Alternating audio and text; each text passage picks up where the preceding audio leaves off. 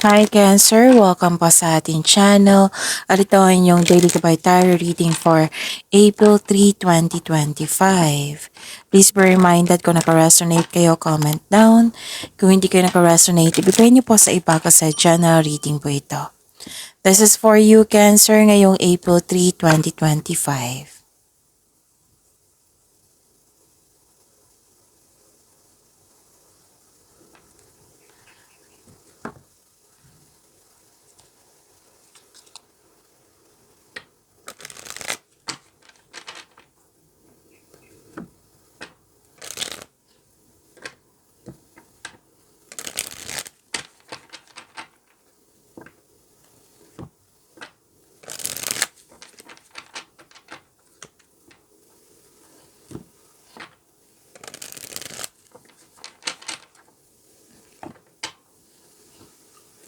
Para po ito sa inyo Cancer ngayong April 3, 2025.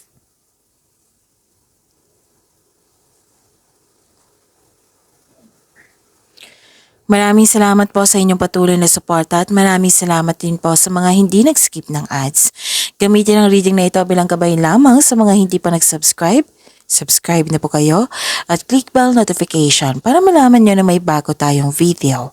Para sa mga gusto magpa-reading po, may lumabas dyan sa screen nyo ngayon. Panoorin nyo po at sundin ang instruction.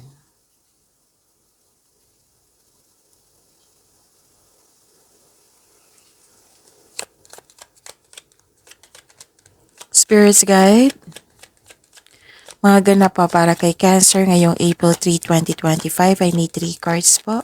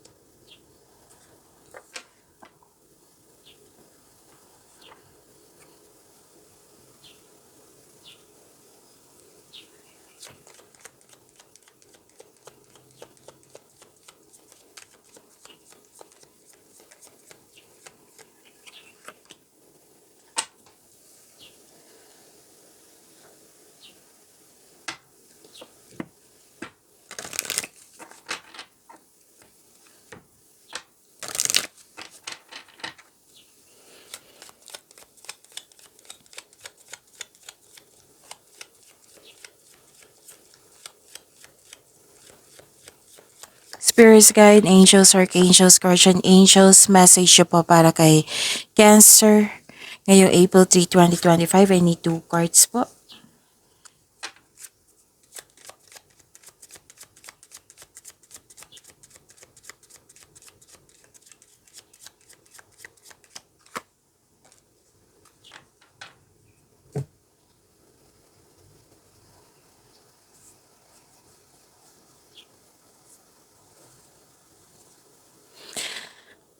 Cancer, ngayong April 3, 2025. May nakita ko ditong kompetisyon, rivalry, isang tuso, mandaraya. Pwedeng may nagsinungaling ngayong araw na ito. Pwedeng may ganap na temptation. Pwedeng may tuto sa inyong desisyon, ideas or plano, or tungkol ito sa third party. Oo. May concern sa third party. Mag-ingat kayo kasi may mapanilang na tao dito. Kung gusto nyo malaman kung sino ito, itanong nyo po sa inyong intuition para siguradong sigurado. May parating po na pera? Oo, may parating na pera po dito. Parating na po ito or dumating na. Makaka-receive din kayo ng news or information. Malalaman mo din yung totoong intensyon ng isang tao sa iyo. May nakita akong proposal dito. Oo. Commitment, agreement, promises. Pwedeng may negotiation na ganap ngayon. May signing of contract. Pwede din pwedeng tungkol ito sa buhay pag-ibig na may promises. Pwedeng kakapasok lang ng relasyon, connection sa isang tao. Pwedeng may ganap na Engagement, kasal, ikakasal, or nag-uusap regarding sa marriage contract.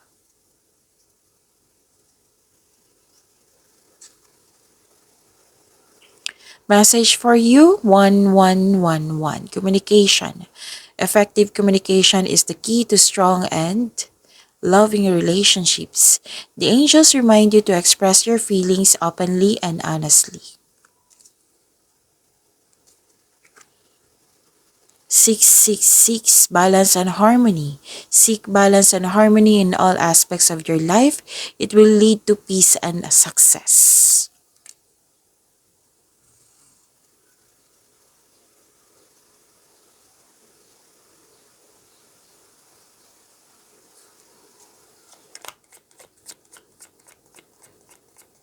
Spirits Guide, ano po yung energy ni Cancer ngayong April 3, 2025? I need 2 cards po.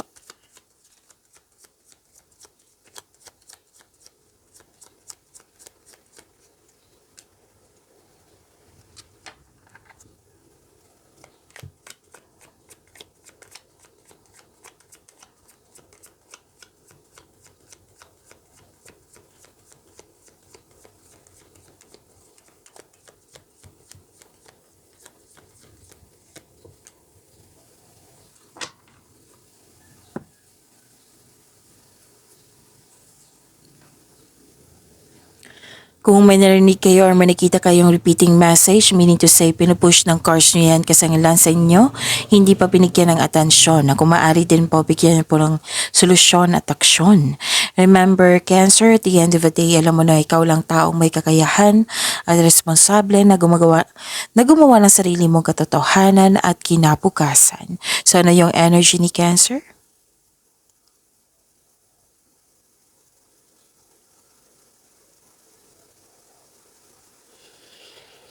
You're walking away, nag-move on kayo. This is also movement or transition. It might be busy kayo ngayong araw na ito. Or busy sa kakaisip or busy sa paggawa ng aksyon. May pag-atras, pagtakas sa isang sitwasyon, bagay man, lugar or tao. Nirelease mo ito kasi hindi ka na masaya. Umalis ka para sa iyong growth, para magkaroon ng growth. Hindi kasi tayo magkakaroon ng growth kung magstay tayo sa hindi tayo masaya. So this may feel distressing sa ngayon, pero wag kayong mag-alala na pero wag kayong mag-alala. Magiging okay din ang lahat. Wag mong hayaan na makulong kayo sa kalungkutan. So kailangan mo ng aksyon para magkaroon ka ng freedom. Posibleng may unhealthy connection sa isang tao or tuto sa inyong desisyon. Kaya nag-decide ka nito para for the sake of yourself. Okay? Pero yung tungkol to sa isang tao or sa isang bagay na nilet go mo. Pwede magkakaroon ng career change kasi gusto mo magkaroon ng growth. Gusto mo masunod yung naka-align sa inyong goal sa buhay, ambisyon mo sa buhay.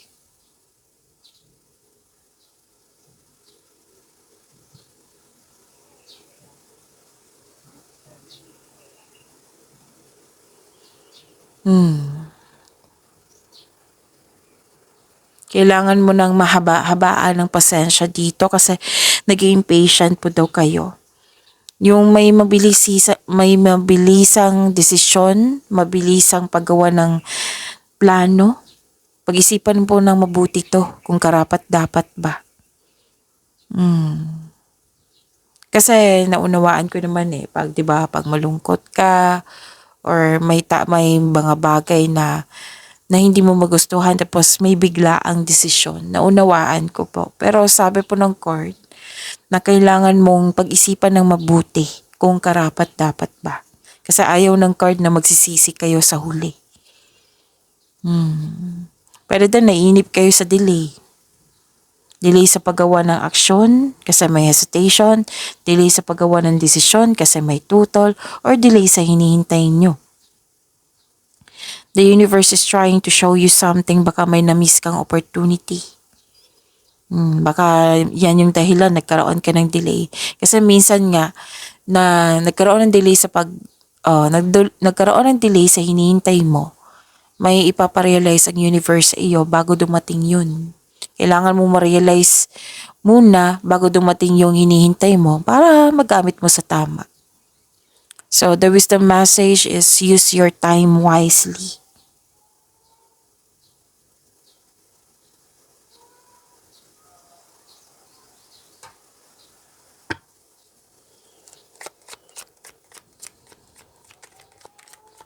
Spirits Guide, Career and Money para Cancer ngayong April 3, 2025.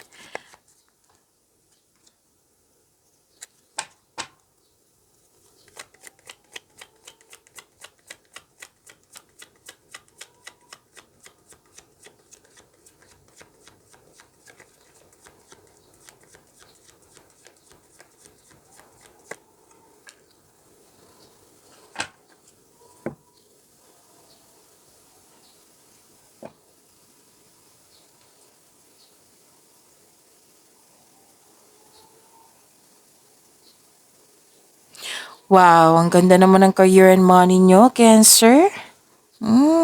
Ganda po. Kasi nakita ko dito na may completion of cycle, may changes. This is fate, nakatadahan na sa inyo, may ganap na nakadestiny sa inyo. And kita-kita ko yung happiness mo dito. This is good luck and good karma.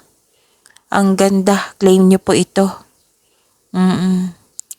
So this card tells you to focus on what you can control in order to find peace. Let go mo na ang hindi mo na makontrol. So this is a completion of cycle ha. May changes na darating or blessings. You have strength in new beginnings. The cycle restarts. Sa career and money niyo po ito. Okay, this is a blessings, good fortune, job opportunity, unexpected wealth, financial stability. Kung gipit ka ngayon, may parating na blessings na makapagbago sa inyong kaperahan. Kung jobless ka ngayon, may unexpected job opportunity na darating. Kung nahihirapan kayo, nabibigatan kayo ngayon, magiging okay din lahat, magiging happy kayo. Maging maayos na po. Meron din malaking pera na matatanggap nyo po. Pwede ngayon or parating na ito. So, nag-clarify siya dito sa oracle cards nyo, sa tarot cards nyo. Whether marami din kayong clients, orders, customer, project, or marami kayong benta. You are moving from a painful cycle to happiness. So, embrace this new situation na dumating sa inyong buhay. Kung may hindi nagkaroon ng pagkakaunawaan, magkakaunawaan na kayo ngayon. So, may magandang new experiences after a time of sadness. So, claim nyo po itong magandang blessings na na-receive nyo po. Actually, dalawang card na po nagsabi dito na this is success, this is happiness. Claim nyo po. Claim nyo po, Cancer. Ang ganda.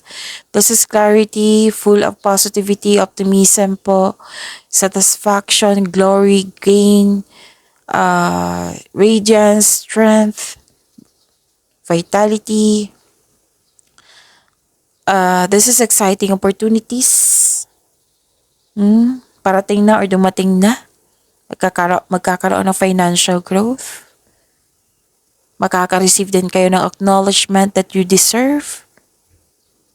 May mga bata kayong kausap ngayon. Pwedeng customer nyo to. Basta may mga bata ditong kausap nyo ngayon na magbibigay sa iyo ng happiness. Pwede din na-heal yung inner child nyo po. Pwede din naging business partner mo yung family member mo or maaring tinutulungan ka lang yung family sa inyong negosyo, sa inyong trabaho at nagbibigay ito ng happiness sa inyong buhay. You're feeling healthier inside and out. Na-overcome mo na yung nararamdaman mong sadness or illness. So this is the happiest card. Dalawang card na po mismo nagsabi dito. May success, may achievement, pwedeng dumating or parating na. May parating na blessings na it will lead you to happiness. Ito ay magandang kalusugan po. Ang good mood, kaligayahan at kaaya-ayang pakiramdam. Okay? Makakatanggap kayo ng good news, oh. Ang ganda. So, claim these cards, ha? Claim these cards. What I meant is claim these messages. This success, this happiness, deserve nyo yan. Okay? Deserve nyo yan, Cancer. Ang ganda.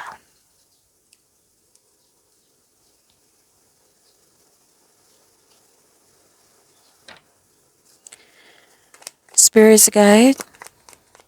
Love life, self-love, partnership, and romantic Cancer ngayong April 3, 2025. I need 2 cards po.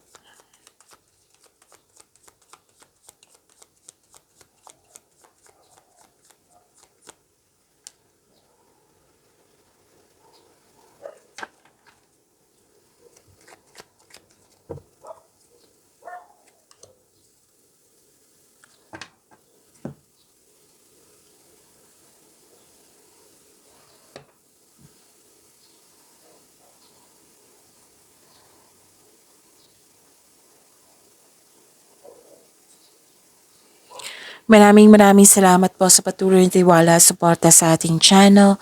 At maraming salamat din po sa mga hindi nag-skip ng ads.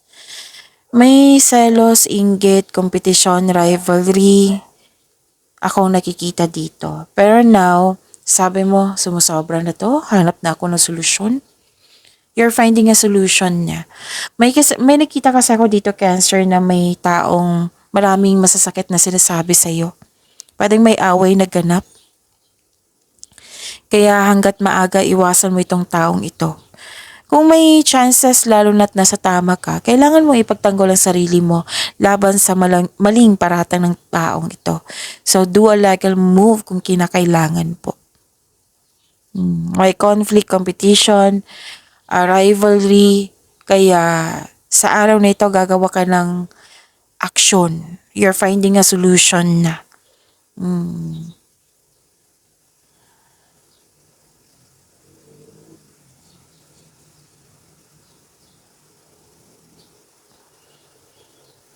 May nakikita rin ako ditong may concern kayo sa isang tao na hindi marunong magbigay halaga.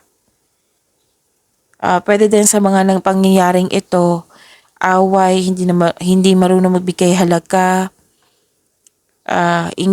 inggit sa selos, ito yung mga dahilan na hindi stable yung emotion. May nakita ko ditong may takot o may alinlangan ka. Natanggapin yung binigay na opportunity. Kahit alam mo na kailangan mo, kailangan din ng iba. May nakita talaga ako dito, takot o may alinlangan. Basta nakikita ko dito, this is opportunity. This is a positive opportunity. Nagkaroon lang ng alinlangan. It might be may tutol. It might be you have lack of self-confidence. It might, maaring, pag-isipan nyo yan na mabuti, bigyan mo ng oras, pagbalanse.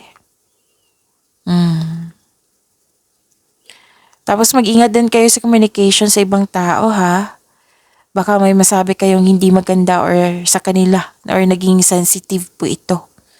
Di ba minsan kahit ano yung buti natin na yung mabuti, yung good intention ang yung mga binigay natin sa kapwa natin na nagkaroon kayo ng good communication. Kahit anong gawin natin, di ba? Parang masama din sa kanila. Meron talagang ganyan. It might be may problema tong taong ito or naging sensitive nga. Pwede din nireject mo yung agad yung tao na gusto makipag-usap sa iyo. Kaya pala mo yung lumabas dito, balance and harmony and communication kasi ito yung kailangan ngayong araw na ito. Express mo, magkaroon kayo ng communication kung pwede po. Openly and honestly. The angels remind you to express your feelings openly and honestly.